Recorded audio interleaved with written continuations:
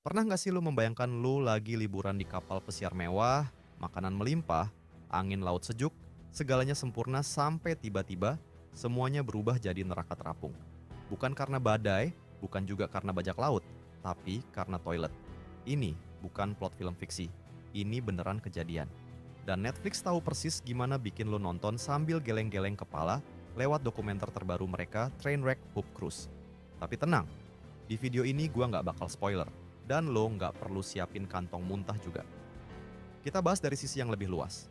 Apa sih sebenarnya yang bikin tragedi ini begitu absurd, viral, dan layak dijadikan dokumenter?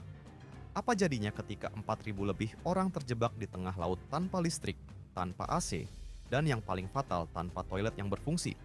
Apakah manusia masih bisa sopan saat semua fasilitas dasar diambil darinya? Inilah pertanyaan besar yang coba dijawab dokumenter Trainwreck Poop Cruise.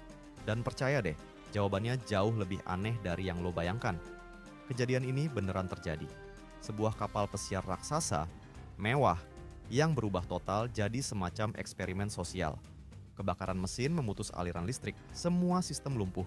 Bayangin, nggak ada lampu, nggak ada AC, dan ya semua sistem pembuangan ikut mati.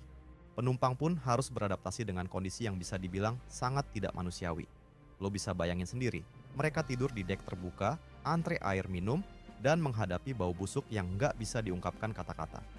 Tapi, yang bikin semuanya makin gila bukan cuma kondisi kapalnya, melainkan cara media mengemas ceritanya. Judul Poop Cruise itu sendiri bukan dari penumpang, tapi dari media yang langsung menyambar momen ini jadi bahan berita nasional. Dengan helikopter yang ngintilin kapal, laporan live 24 jam, bahkan dijadikan lelucon di acara-acara komedi malam. Dan di titik inilah dokumenter ini jadi menarik. Bukan sekadar memperlihatkan bencana, tapi lebih kayak kaca pembesar terhadap bagaimana manusia bereaksi di tengah krisis dan bagaimana media bereaksi terhadap reaksi itu. Kalau dipikir-pikir, ini bukan cuma soal toilet. Ini soal kenyamanan yang selama ini kita anggap biasa. Ketika itu hilang, siapa kita sebenarnya? Apakah kita masih bisa saling bantu atau malah saling sikut? Film ini kasih lo potongan-potongan wawancara dari penumpang asli, dari kru, bahkan dari tokoh media yang ikut membentuk narasi publik soal kapal ini. Ada juga klip-klip lama dari berita dan media sosial yang bakal bikin lo sadar betapa cepatnya sebuah peristiwa bisa jadi meme, jadi trending, dan akhirnya kehilangan makna aslinya. Dan seperti biasa, dokumenter Netflix ini nggak lepas dari sisi satir.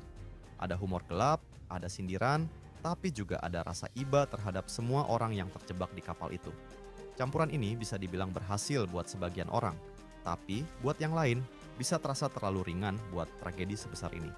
Beberapa penonton ngerasa dokumenternya cuma seru di permukaan, tanpa mengupas lebih dalam soal tanggung jawab perusahaan, soal keselamatan kapal, atau trauma jangka panjang yang mungkin dialami penumpang. Tapi justru disitulah menariknya, karena film ini juga secara nggak langsung mengangkat pertanyaan yang lebih besar.